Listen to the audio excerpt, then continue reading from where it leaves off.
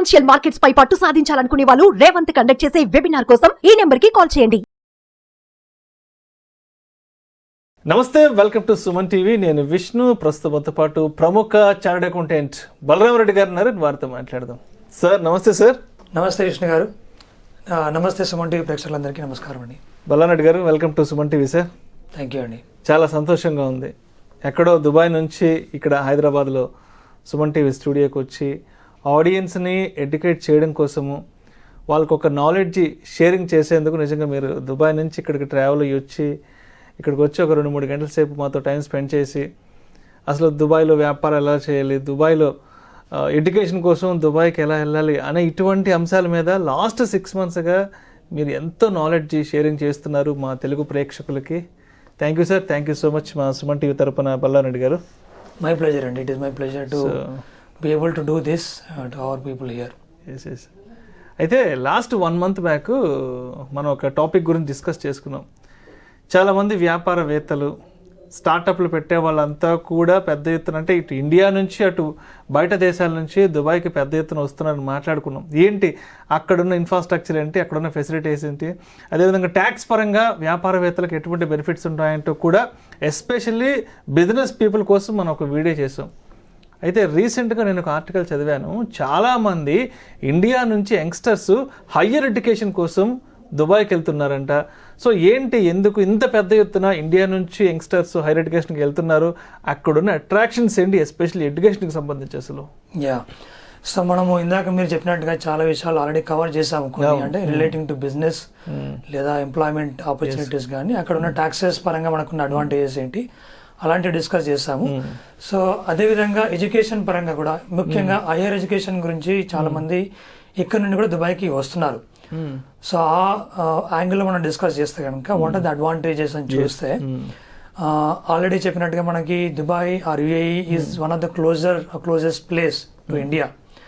మనం flight journey చేస్తే కనుక 3 hours 3.5 hours మనం రీచ్ అయిపోతాం దుబాయ్కి. అండ్ ఈచ్ డే చూస్తే కనుక అరౌండ్ 15 నుంచి 18 flights daily Hyderabad to Dubai connectivity ఉంది. So any day at any given time if you want go or come back, it is very easy. నేను ఇందాక కూడా మొన్న వచ్చింది ఎందుకంటే జస్ట్ ఆ ముందు రోజు నైట్ అనుకున్నా, ఆ మరునాడు మార్నింగ్ 8 o'clock ఇక్కడ ఉన్నాను.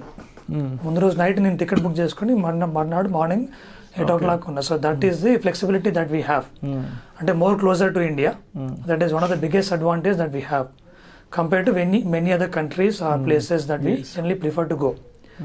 అదొకటి. రెండోది ఏంటంటే మనకు ఎడ్యుకేషన్ వైజ్ చూస్తే కనుక ఇప్పుడు మనకి ఇండియాలో ఉన్న యూనివర్సిటీస్, ఎడ్యుకేషన్ ఇన్స్టిట్యూషన్స్ కి కొన్నిటికి అంటే ప్రముఖ ఇన్స్టిట్యూషన్స్ కి దుబాయ్లో కూడా వాళ్ళ యొక్క ప్రెసెన్స్ ఉంది. For example BITS Pilani Birla institute of ఏదైతే ఉందో అది, సో వాళ్ళ యొక్క ప్రెసెన్స్ ఇక్కడ ఉంది. At the same time they have presence in Dubai also.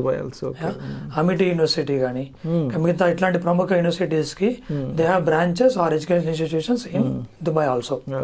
దానివల్ల ఏమైతుంది, ఒక 1 year ఇక్కడ చేసి ఇంకో 1 year అక్కడ చేయడం కానీ, అండ్ ఇక్కడ మనం వాళ్ళు ఎంట్రీ తీసుకొని అక్కడ చేయడం కానీ అట్లాంటివి చాలా చేస్తుంటారు. సో ఇక్కడ ఒక 1 year చదువుకొని అక్కడ ఒక 1 year చదువుకోవడం వల్ల మన ఇక్కడ ఉండే నాలెడ్జ్ వస్తుంది. And exposure or international exposure అనేది అక్కడ కూడా మనకి వస్తుంది. అక్కడ చదివేటప్పుడు ఏమవుతుందంటే అక్కడ యూనివర్సిటీలో ఎడ్యుకేషన్ చేస్తూ బయట ఇంటర్న్షిప్ చేయడానికి కూడా అవకాశం ఉంటుంది. సో చదువుకునే టైంలోనే ఇంటర్న్షిప్ చేయడం వల్ల అక్కడ వర్క్ ఎన్విరాన్మెంట్ ఎలా ఉంటుంది, వర్క్ ఎలా చేస్తారు, కొంతవరకు ఇంటర్నేషనల్ ఎక్స్పోజర్ కూడా వస్తుంది. దానివల్ల ఏమవుతుంది, ఫర్దర్గా మీరు ఎప్పుడైతే ఎంప్లాయ్మెంట్ గురించి వెళ్తారో ఆ టైంలో ఈ ఇంటర్న్షిప్ అనేది మనకు కొంత అడ్వాంటేజ్ అవుతుంది అనమాట. సో అదొక మనకు అడ్వాంటేజ్గా చెప్పొచ్చు. At the same time universities from outside UAE also, అంటే ఇప్పుడు అమెరికన్ యూనివర్సిటీస్ కానీ లేదా లండన్ స్కూల్ ఆఫ్ బిజినెస్ అట్లాంటి యూనివర్సిటీస్ కానీ వాళ్ళ ప్రెసెన్స్ కూడా ఉంది దుబాయ్లో. So it's not only Indian universities but you are getting opportunity to join or admit in other universities being in UAE. Okay, మీరు ఎక్కడో అమెరికాకి కానీ లేదంటే కెనడాకి కానీ లేదా యూకేకి కానీ ట్రావెల్ చేసి అక్కడ ఇన్స్టిట్యూషన్ నుంచి సర్టిఫికేట్స్ తీసుకునే బదులుగా మీరు దుబాయ్కి వెళ్ళి తక్కువ ఖర్చులో, ఇప్పుడు మనం వేరే బయట దేశాలకు వెళ్తే డెఫినెట్గా చాలా అమౌంట్ ఖర్చు అవుతుంది. ఇప్పుడు యుఎస్కి కానీ లేదా యూకే కానీ ఇంకా కెనడా కానీ వెళ్తే అందులో సగం ఖర్చుతో మనం దుబాయ్లో అదే యూనివర్సిటీ నుంచి అంటే యూనివర్సిటీస్ నుంచి మనం ఎడ్యుకేషన్ పూర్తి చేసుకోవచ్చు. Same quality of education, same kind of certification we get it. So దానికి సగం ఖర్చులో తక్కువ దూరంలో ఉన్న ప్లేస్ నుంచి చేసుకొని మనకు సేమ్ యూనివర్సిటీ సర్టిఫికేషన్ తీసుకోవచ్చు కాబట్టి అది కూడా ఒక అడ్వాంటేజ్గా మనకు మారుతుంది. రైట్. సో ఇది ఇంకా అనదర్ అడ్వాంటేజ్. దీంతో పాటు అక్కడ మనకి మీకు లాస్ట్ టైం మనం చెప్పినట్టుగా ది ఆర్గనైజేషన్స్ అంటే వేరియస్ కంట్రీస్ నుంచి వచ్చిన people they have they presence in UAE దుబాయ్లో. అంటే కార్పొరేట్ ఆఫీసెస్ సెటప్ చేసుకోవడానికి మంచి అవకాశం ఉన్న ప్లేస్, చాలా స్టార్ట్అప్ కంపెనీస్కి మంచి అంటే ఎకో సిస్టమ్ ఉన్న ప్లేస్ కాబట్టి వేరియస్ ప్లేసెస్ నుంచి వచ్చి they are starting they startups there. స్పెషల్గా దుబాయ్ గవర్నమెంట్ వచ్చేసి they operate like a private organization. ఇప్పుడు కొత్తగా ట్రెండింగ్లో ఉన్నాయి కానీ లేదంటే ఫ్యూచర్లో ఉన్న టెక్నాలజీ రిలేటెడ్ కానీ ఇంకా మిగతా వేరే సర్వీసెస్ రిలేటెడ్ కానీ దేనికి ఎక్కువ అవకాశం ఉంది, ఏది డిమాండ్ ఉండబోతుంది, దానికి సరిపడే ఎకో సిస్టమ్ మనం క్రియేట్ చేసి ఇప్పుడే పెట్టేస్తే ఆ యొక్క సర్వీసెస్ రిలేటెడ్ కానీ ఆ బిజినెసెస్ రిలేటెడ్ కానీ people from various countries they will come and set up their operations in UAE అన్న ఉద్దేశంతో ఆలోచిస్తారు. కాబట్టి అడ్వాన్స్గా ఆలోచించి దానికి సరిపడే ఎకో సిస్టమ్ కానీ రూల్స్ మార్చడం కానీ అవన్నీ చేసి రెడీగా ఉంచేస్తారు. కాబట్టి మనకి స్టార్టప్స్ ఎకో సిస్టమ్ చాలా బాగా వర్కౌట్ అవుతుంది. So people who are interested in getting in to businesses start their startups అట్లాంటి వాటికి మంచి అనుకూలమైన ప్లేస్. కాబట్టి మీరు యూనివర్సిటీ నుంచి బయటకు రాగానే మీ యొక్క ఏదైనా ఐడియా కానీ ఏదైనా కాన్సెప్ట్ కానీ ఉంటే మీరు స్టార్ట్ చేసుకోవడానికి చాలా అనుకూలమైన ప్లేస్గా మనం అనుకోవచ్చు అనమాట Dubai. Right. So that is another advantage. At the same time we have tax benefits. మనకు టాక్సేషన్ వైజ్ కూడా చూస్తే so corporate tax is just 5%. ఒకవేళ మీ యాక్టివిటీ కనుక 0% ట్యాక్స్ బెనిఫిట్ పొందే యాక్టివిటీ అయితే కనుక then corporate tax on your profit is 0. లేదంటే maximum మనకు 9% కార్పొరేట్ ట్యాక్స్ ఉంది. That is also lowest corporate tax across the globe for a prominent economy. కాబట్టి 9% lowest corporate tax or 0% tax ఉంటుంది. కాబట్టి tax advantage కూడా ఉంది మీకు, not only for startup business but also for an existing business. If you want to expand your business in UAE or to outside India to various countries. So having business in Dubai will give you an advantage to have access to businesses or customer base outside India. అది కూడా one of the advantage అని చెప్పుకోవచ్చు. So అయితే నేను చదివిన article ఏముందంటే salaries విషయానికి వస్తే దాదాపు 22-23 లక్షల రూపాయల వేతనాల వరకు అక్కడ ఉంటాయని కూడా చదివాను. అంటే ఎట్లా ఉంటుంది అసలు శాలరీ ప్యాకేజీ, శాలరీ స్ట్రక్చర్ ఎలా ఉంటుంది అక్కడ దుబాయ్లో? సో అది కూడా కొంతవరకు వాస్తవం అండి. అంటే మీరు యూనివర్సిటీ నుంచి బయటకు రాగానే ఇందాక నేను చెప్పినట్టుగా మీకు ఇంటర్న్షిప్ ఆల్రెడీ చేసి ఉంటారు కాబట్టి కొంతవరకు ఒక ఎక్స్పోజర్ ఆల్రెడీ ఉంటుంది. అది కన్సిడర్ చేసి the same certification from where you're getting. ఇందాక చెప్పినట్టుగా మీకు వేరే కంట్రీస్ నుంచి ఉన్న యూనివర్సిటీస్ నుంచి సర్టిఫికేషన్ వస్తుంది కాబట్టి that has some additional advantage. Okay, మీరు చేసే ప్రొఫైల్ని బట్టి మీరు చేసిన డిగ్రీని బట్టి మీ శాలరీ వేరీ అవుతుంది. మీరు మంచి ప్రొఫైల్ నుంచి మంచి యూనివర్సిటీ నుంచి సర్టిఫికేషన్ వస్తే కనుక డెఫినెట్గా మీకు మంచి సాలరీ ఉన్న జాబ్ వచ్చే అవకాశం డెఫినెట్గా ఉంది. And you may get a better salary than what you get in India or elsewhere in Dubai. Okay, at the same time మీకు అక్కడ టాక్సేషన్ లేదు కాబట్టి ఎంప్లాయ్మెంట్ సాలరీలో there is no tax. Individual income పైన ట్యాక్స్ ఏం లేదు. Okay, మీకు వేరే కంట్రీస్ యొక్క ట్యాక్స్ అప్లికబుల్ అవుతాయి అనుకుంటే that is different. But with in UAE as such whatever income that you earn in UAE as an individual there is no tax on that. Tax is 0. కాబట్టి మీరు ఎంప్లాయ్మెంట్లోకి రాగానే మీకు salary ఏదైతే వస్తుందో దాని మీద ట్యాక్స్ ఏం లేదు. కాబట్టి ఎంతైతే మీకు ప్యాకేజ్ వస్తుందో ఆ ప్యాకేజ్ అమౌంట్ మొత్తం మీకు మీ ఓన్ అమౌంట్గా కన్సిడర్ చేయొచ్చు. అండ్ ఇనిషియల్ ప్యాకేజ్ వచ్చేసి మీకు మంచి ప్రొఫైల్ ఉన్న జాబ్ అయితే కనుక మీకు డెఫినెట్గా మంచి సాలరీ వస్తుంది. The salary that you get is like salary in dollars. ఎందుకంటే US dirhams and UAE dirhams and USD currency ఏది ఉందో అది pegged currency and there is no variation in the currency amounts అన్నమాట. కాబట్టి the money you get is as good as getting it in US dollars. కాబట్టి ఆ రకమైన advantage కూడా ఉంటుంది. సో మంచి ప్యాకేజ్ వచ్చే అవకాశం డెఫినెట్గా ఉంది. కాబట్టి ఈ మధ్య చాలా మంది they are preferring to do their education in UAE, at least higher education in UAE. Not only thus, even మన ఐఐటి ఢిల్లీ వాళ్ళు they have one branch in Abu Dhabi now recently. You can get you do your IIT degree even in UAE also. That is another advantage. ఇందాక చెప్పినట్టుగా education standards వచ్చేసి మన Indian standards అందుకని better standards ఉండొచ్చు. But exposure that you get is going to be international exposure. So ఈ రెండు మనకి better mix ఉంటుంది కాబట్టి డెఫినెట్గా మంచి జాబ్ ఆపర్చునిటీస్ వచ్చే అవకాశం అయితే డెఫినెట్గా ఉంది. రైట్.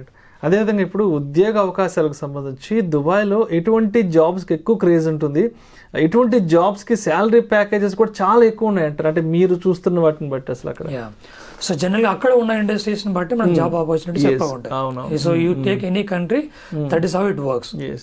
ఓకే, ఇండియాలో we have various sectors and it is different all together. అదే రకంగా మీరు అమెరికా కానీ లేదంటే అట్లాంటి కంట్రీస్ చూసుకుంటానికి ఎక్కువ ఐటీ బేస్డ్ సాఫ్ట్వేర్ సర్వీసెస్ అవి ఉంటాయి. సో యూఏఈ కానీ దుబాయ్ కానీ చూసుకుంటే కనుక మనకి ఎక్కువ వరకు రియల్ ఎస్టేట్ రంగంలో మంచి అవకాశాలు ఉంటాయి. ఓకే, ఇంజనీరింగ్ కానీ ఆ రిలేటెడ్ ప్రొఫైల్ ఉన్న వాటికి మంచి అవకాశం ఉంటాయి. కన్స్ట్రక్షన్ కానీ రియల్ ఎస్టేట్ రిలేటెడ్ కానీ ఆ రిలేటెడ్ ఇండస్ట్రీ ప్రొఫైల్స్ ఉన్న జాబ్స్ కి మంచి అవకాశాలు ఉంటాయి. At the same retail industry, retail buying selling trading కానీ లేదా రీటైల్ మనకి అంటే షాప్స్ కానీ షాపింగ్ మాల్స్ కానీ అట్లాంటి రిలేటెడ్ సర్వీసెస్ ఆ బిజినెసెస్ దానికి కూడా మంచి అవకాశాలు ఉంటాయి. హాస్పిటాలిటీ అంటే హోటల్స్ కానీ హోటల్ ఇండస్ట్రీ కానీ ఆ రెస్టారెంట్స్ కానీ ఆ చెఫ్స్ అట్లాంటి వాటికి కూడా మంచి అవకాశాలు ఉంటాయి. టూరిజం కూడా మంచి అవకాశం ఉన్న ఇండస్ట్రీ. అంటే చాలా వరకు మనకి ఇండియా నుంచి కానీ బయట నుంచి కానీ ఎక్కువ మంది వెళ్ళే వాళ్ళు టూరిజం మీద వెళ్ళే వాళ్ళు ఉంటారు. సో ఆ రిలేటెడ్ ఇండస్ట్రీ సర్వీసెస్ కూడా మంచి అవకాశాలు ఉంటాయి. ఈ మధ్య ఇంకేంటంటే మనకి హెల్త్ కేర్ రిలేటెడ్ కూడా మంచి ఫోకస్ చేస్తున్నారు. సో హెల్త్ కేర్ రిలేటెడ్ కానీ హాస్పిటల్స్ రిలేటెడ్ కానీ ఆ ఇండస్ట్రీ కూడా మంచి అవకాశాలు ఉన్నాయి. ఆ ప్రొఫైల్ ఉన్న జాబ్స్ కూడా మంచి అవకాశాలు ఉండే అవకాశం ఉంది. అంటే ఈవెన్ మనకి వైద్యులు అంటే డాక్టర్స్ చూసుకున్నాక they come from various places. India నుంచి కాకుండా యూకే నుండి దుబాయ్కి వచ్చి అక్కడ వర్క్ చేయడం కానీ ఆర్ వైస్ వర్సా, లేదా మిగతా కంట్రీస్ నుంచి వచ్చి దుబాయ్లో సెటిల్ అవడానికి దుబాయ్లో చేయడానికి చాలా మంది డాక్టర్స్ ఈ మధ్య ప్రిఫర్ చేస్తున్నారు. ఎందుకంటే అక్కడ హెల్త్ కేర్ ఇప్పుడు బెటర్ అవుతుంది. They are focusing more on improving this or developing this particular industry. Government itself is focusing more. సో ఆ రకమైన అడ్వాంటేజ్ కూడా ఉంటుంది. At the same time machine learning కానీ టెక్నాలజీ కానీ ఈ మధ్య కొంచెం ఫోకస్ చేస్తున్నారు. Automation or AI related works కూడా ఈ మధ్య దుబాయ్ గవర్నమెంట్ స్పెసిఫిక్ గా they are focusing on that. ఈ మధ్య వచ్చిన డెవలప్మెంట్ ఏంటంటే కనుక గేమింగ్ రిలేటెడ్. మనకి ఇంతకు ముందు యూఏఈలో గేమ్స్ రిలేటెడ్ ఆ గేమింగ్ యాక్టివిటీ అనేది ప్రొహిబిటెడ్. క్యాసినోస్ కానీ ఆ మిగతా రిలేటెడ్ గ్యాంబ్లింగ్ గేమింగ్ ఇన్ని రోజులు అది ఒక ప్రొహిబిటెడ్ యాక్టివిటీ. బట్ ఈ మధ్యన దే మేడ్ ఇట్ లీగల్.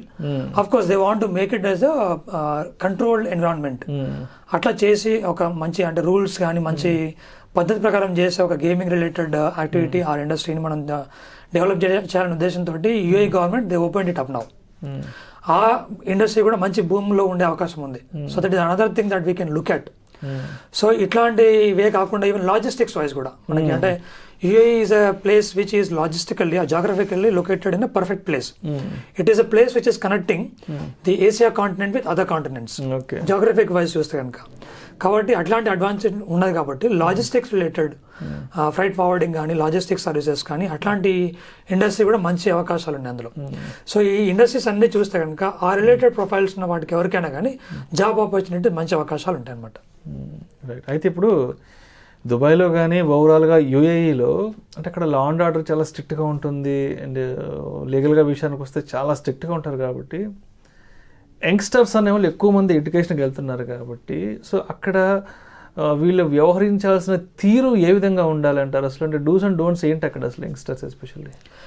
యంగ్స్టర్స్కి చెప్పాలంటే కనుక మనకు అంటే జనరల్గా ఉన్న ఫోబియో ఏదైతే ఉందో అంటే మనకు అరబ్ కంట్రీ అనేసరికి చాలా వరకు ఏంటంటే చాలా రెస్ట్రిక్టెడ్ ఎన్విరాన్మెంట్ ఉంటుంది. మనము అంటే ఇప్పుడు ఇండియాలో ఉన్నట్టుగా కానీ వేరే ప్లేస్లో ఉన్నట్టుగా మనం అక్కడ ఉండడానికి ఉంటుందో లేదో అన్నట్టుగా కొంత ఉంది.